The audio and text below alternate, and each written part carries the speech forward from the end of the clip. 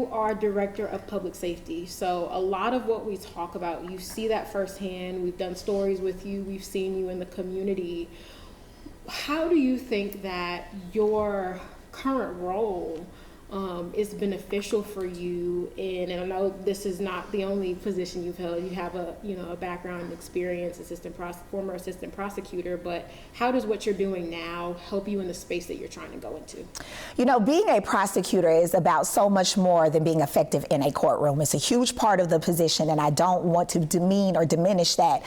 But you have to fight crime outside of the courtroom as well. And my current role has really honed those skills to be able to attack this problem from a holistic perspective. I know how to write grants now. I know how to develop different metrics to see if different initiatives are successful. So often we only look at crime statistics. Has crime decreased? But I also like to look at, okay, of the population that has lived experience, that has been justice involved, what's their employment rate? How many of them are involved in the lives of their children? How many of them are actually contributing back to community? So really having that expansive view and knowing what data-informed strategies out there actually work. As Director of Public Safety, I participate in implementing our new focused deterrence strategy, Save KC. And that has been an invaluable experience because, of course, the elected prosecutor is a huge part of the vitality of a focused deterrence program. And so being at the table with our current prosecutor, with our current chief of police at KCPD, Stacey Graves, community actors, probation and parole, the health department, understanding the nuances and intricacies of what it takes to implement that broad of a program, my current job has really honed those skills and enabled me to do that in an effective way. And so it's really helped me understand that we can't exclusively rely on prosecution and incarceration to reduce crime in our community. We have to deploy resources. We have to initiate programming. We have to be in the community, not just when something bad has happened, but also spreading the good news about the positive things that are happening as well. I'm glad you brought up focused deterrence, because I was going to ask you, is that something you want to continue and grow if you become prosecutor? Absolutely. So we just had our first call in on May 30th, and a lot of work went into it, and I was so honored to participate in it. And essentially, for those that may not be familiar, focused deterrence is based on a strategy where you identify those most likely to shoot or be shot, those that are most ingrained in the life of crime. And you invite them to this meeting called a call-in, and you give them two choices. Either avail yourself of the services that we have to offer to help you change your life, or land yourself on the prioritized prosecution list. It's your choice. Well, somebody had to deliver the invitations to this first call-in, and KCPD asked me to do it because, as we talked about earlier, I was raised and still live in a high crime neighborhood, so I can seamlessly take off my attorney hat and put on my community hat and have a very real conversation with the people that we are trying to engage through this strategy. If elected as prosecutor, I fully plan to continue delivering those invitations as the elected, because I think there's power in a person knocking on your door, not to arrest you, not to come down on you too hard, but to have a genuine conversation about, hey, the time period to decide to leave the streets alone has passed. A time for a drastic change is right now. Let me help you, lead you through that transformation process. And so I would love to continue employing focused deterrence, employing Save KC, but also even getting into the weeds and delivering those invitations as the elected prosecutor. What does transformative justice mean? Because you've mentioned it a lot during your campaign. You mentioned it a little bit just a few moments ago. So what exactly does that mean for people who hear it and they wonder how exactly it translates? I want to start by saying it does not mean soft on crime at all. As I mentioned, I live in a high crime neighborhood present day. I do not have the luxury of being soft on crime. I live around seniors that have owned their homes for 40 and 50 years and they're scared to walk outside. Children are being hit by stray gunfire in my community. And so I have no interest in being soft on crime, but I do feel we need to be smart on crime. 6 out of 7 people sentenced to incarceration will return to the communities that they came from. So why not invest invest in their transformation through workforce development opportunities, conflict resolution training, deploying mental health resources, even starting a county-wide mentorship program for suspended students. We have to invest in the transformation of individuals that have sustained criminal convictions or charges to make sure that they are ready to reintegrate into society. Missouri ranks at the top of the list as it pertains to recidivism in this country, which means that we do not do right by our returning citizens. And so that's what I mean by transformative justice. Yes, hold people accountable, advocate for victims, but also understand the need that we need to deploy resources to actually restore people so that they are ready to lead a new life after paying their debt to society. I'm sure you know that our homicides are trending down a bit, but shootings are not. Shootings, we recently talked to KCPD at, I think you were there at the, it was this kind of crime meeting, and there was a lot of different organizations and businesses. But one thing that we talked to them about is just the fact that, yeah, it looks like, you know, homicides are down, but shootings, they're looking worse if you take a look at the data from this year.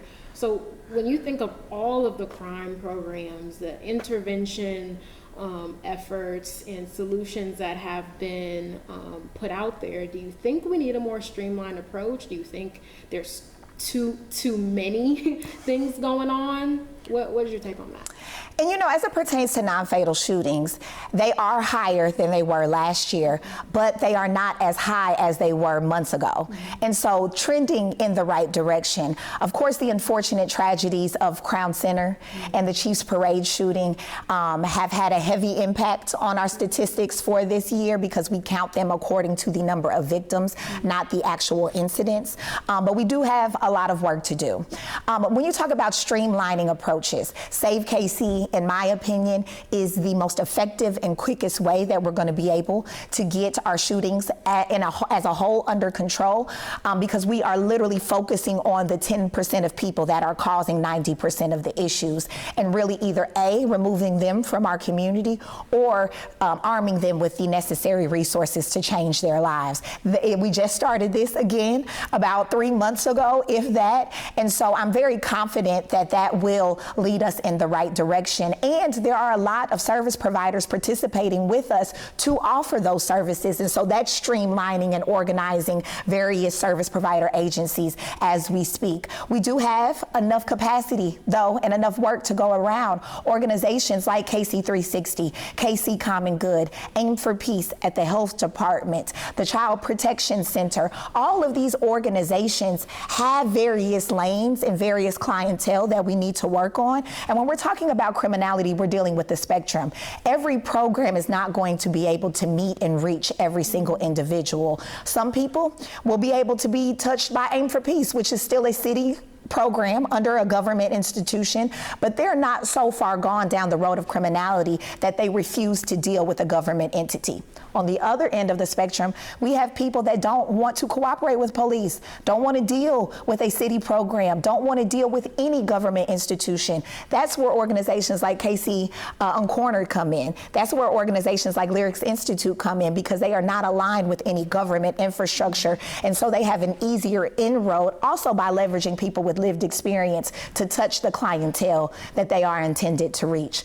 I don't think that we should be infighting as a service provider community, as a violence reduction community, when we have so much capacity and so much need to work on. And so I do feel like there are efforts to align. KC 360 I already mentioned, but we have a lot of work to do, and we need all hands on deck in order to get it done. This is going to be a new lane for you. Is it true that you would be the first Black person to hold a position as Jackson County prosecutor? Yes, that is true. How does that make you feel? A variety of emotions. A, honored to even be positioned to be able to bring representation to an office that disproportionately impacts people of color. As we were talking earlier, I mentioned, you know, as I've been campaigning, individuals that have been recently discharged from probation or have served prison sentence before, or I've never really had a reason to believe in the criminal justice system, have told me that I've never wanted to vote for a prosecutor a day in my life. I've always viewed you all as the enemy, but I want to vote for you. That means something to me. It means a lot to me. But on the flip side of my emotions, it is baffling to me that in 2024, we are still on the precipice of a potential first as it pertains to representation and electing diversity. And of course, you know, I'm beyond qualified, so I'm not leaning on my race as a metric to get elected. But I do feel like we are at a time, especially post George Floyd, post civil unrest, starting with, Trayvon Martin, that we understand race does play a role in fighting crime, the criminal justice system, and the more that we shy away from that reality, the further away from real solutions we will become. Part of the reason why KCPD asked me to go to those doors is not only the way I speak, but the way that I look, and the familiarity that is already garnered just simply by me appearing at their door, as opposed to somebody that does not feel as familiar, even though we've never met a day before in our life. And so I think it's time. I think it's time that Jackson County stand up and understand the nuances in this space and how race does play a role in it. And so I'm humbled, I'm encouraged, I am excited, not necessarily about making history, but more so about the results that I will be able to garner because of how I've chosen to live my life, the community that I come from, and the authenticity that I continue to carry with me throughout my work. Last question. Is there anything, we've talked about a lot of things that will continue. Is there anything you want to change, anything you want to do different than what has been done over the past several years? You know, definitely. There are consequences to elections, meaning that whoever gets elected gets to establish their own platform, their own policy, and their own priorities. There's a lot that I would continue to build on. I think Jean Peters Baker has done a great job of placing equity at the center of a lot of her strategies that she has employed, but I definitely plan to make some tweaks. A great example is right now we're not charging drug crimes in Jackson County unless there is a nexus to violence or an aspect of community interruption. Now, studies show charging and prosecuting drug possession level cases is a waste of judicial resources, does not make the community more safe, and does not hamper down demand or availability. It actually costs almost upwards of $18 million per year for a municipality to prosecute nonviolent possession level cases instead of routing them to treatment in a medical setting, which is proven to be much more effective. But for distribution level cases, whether there's a nexus to violence or aspect of community interruption or not, I will be charging those cases across the board. If we don't, I feel like it's rubber stamping the distribution of poison in our communities, and frankly, I refuse to stand for that. I understand Jean's rationale behind implementing this policy, the racial disparities in those being charged for nonviolent drug offenses, but I plan to tackle it a different way. Property crime. It is grossly being under-prosecuted right now for a variety of reasons, and I'm certainly not going to sit across from you and point fingers at this juncture. I'm about providing solutions. And right now, all property crimes go to the General Crimes Division, where they get lost in the sea of everything else, lower-level assaults, etc. So what naturally falls to the bottom of the totem pole of importance? Nonviolent property crimes. I want to pull all of those cases out and start a standalone property crimes prosecution division, but staff it with law students. Our licensed attorneys need to continue to focus on the more egregious offenses, the shootings, the child abuse cases. Let's put these law students to work who are able to handle real cases under Missouri Supreme Court Rule 13. This way, the law students get practical experience to supplement their legal education. The victims feel heard and advocated for. Our law enforcement officers will no longer respond to a nonviolent property crime scene and say there's nothing that I could do because Jean won't charge it. Well, Melesa will. And most importantly, we can check the criminality of offenders before it continues to escalate. You report on the stories all the time. One day, we have a Kia boy who is a part of an organized car theft ring. If that goes unchecked 6 months later to a year, they could potentially be a suspect in a homicide. Sometimes charging cases is an opportunity to intervene in ongoing criminality so that people have that jolt of a wake-up call to inspire them to change their life. And I will also be starting a brand new diversion opportunity for nonviolent offenses.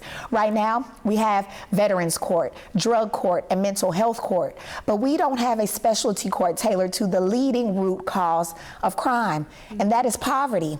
And where there's opportunity, there will naturally be less crime. That's why I will be starting the Opportunity Court, where nonviolent offenders, regardless of your past criminal record, will automatically be connected to modern workforce development opportunities. If you want to do labor or construction, that is fantastic. It is honest and lucrative work. But if you want to be a journalist, if you want to learn how to code, if you want to be a graphic designer, where are the opportunities for you to avail yourself of something that you're actually passionate about, which increases the likelihood that you will see this opportunity through. But a job in isolation is not enough. We will also be offering conflict resolution training and financial education so that people can be a good steward of their new earnings.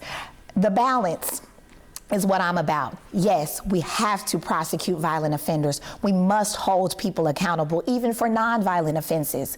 But incarceration is not always the answer. And so we have to make sure that we are striking that delicate balancing act, which I think my current job has also really given me a clear vantage point to as well. All right. That's all I have for this. Do you want to just get some 2 shots while we talk? Let's do that. Cool. Awesome. One thing I want to ask you while we're just getting some cutaway shots here. During this presidential season, one thing that has been brought up a lot is Donald Trump saying that he wants to give police officers immunity. So as someone who's going to step in potentially as prosecutor, where does your mind go with that, and how would you, approach and handle a president saying that he wants police officers to have blanket immunity? It's very concerning. I love working with police officers in my current role. It has been one of the greatest joys of my life. But as elected prosecutor, I want to work with police, not for police. And if I am unable to hold them accountable because qualified immunity is a blanket and bars any police officer from ever being held accountable for potentially victimizing a resident, that causes me great concern, because one of the main responsibilities of a prosecutor is to check excessive force with charges where necessary, where appropriate. And that's something that is very important to me. Officers can't ask me or expect me to hold community members accountable if they don't expect that I will do the same to them as well. Just because you have a badge on does not mean that you are absolved from responsibility to upholding people's constitutional rights. And so that's concerning. It's very, very concerning because it's something that Madam Vice President Kamala Harris has said is taking us back. And we don't want to go back. We're not going back, which is why this next presidential election is going to have a great impact on what I will be able to do as prosecutor. I mean, the Chevron decision coming out of the Supreme Court, that's going to dilute the impact of the ATF and what they are able to do with removing illegal guns from our community. It's all interconnected. And so obviously I'm a Democrat. I'm also an AKA and a former prosecutor, so you know who I'm riding with. You know who I'm rolling with, without question. And so obviously I think she would be a much better pick for our community as it pertains to crime as well. She's been a vocal champion for common sense gun reform. She's been a vocal champion for not criminalizing women's reproductive freedom. And I think these are all very important, are very important topics to a local elected prosecutor as well. What would you say to, people who, every election cycle, there's we got to get younger people out to vote. Enough people are not voting in their local elections. Everybody's looking at the presidential races. What would you say to someone about, we just talked about blanket immunity for police officers. What would you say to voters about why it's so important to support your local elections and how what's happening up top can affect what happens down here? Last year, the vast majority of people, actually for the last 5 years, the vast majority of people that have been victimized by homicide or that have committed or being suspected of homicide have been between the ages of 16 and 25. This is a young people's issue. And We cannot complain about things that we are not able to confront at the ballot box. I mean, even from a young person's perspective, where can you go out in Westport now? Bridges is closed. Ale House is closed. Why? Because of violence, right? Power and Light has a very strict dress code and won't play certain categories of music. Why? Because they're trying to keep violence away. And so when we have issues that disproportionately affect a race or age demographic of people, it is our duty to actually stand up and make our voices heard on these issues at the ballot box. And so that's what I would say to them. Of course, you know, things that I've heard my entire life, people have fought and died to give you the right to leverage your vote for the betterment of your community and your lived experience. We have a duty to use it. And I know that that was effective on some people. It may not be as effective because I do feel like younger people are issue voters. The Israel-Hamas conflict, you know, Madam Vice President's prior record as a prosecutor, as an elected DA, causes them some concern. But my message to young voters is we've never had the luxury of being one issue voters, if you think about it. We never have. So now we need to look at the big picture, the full view, and make sure that we're getting this right for the majority of our country.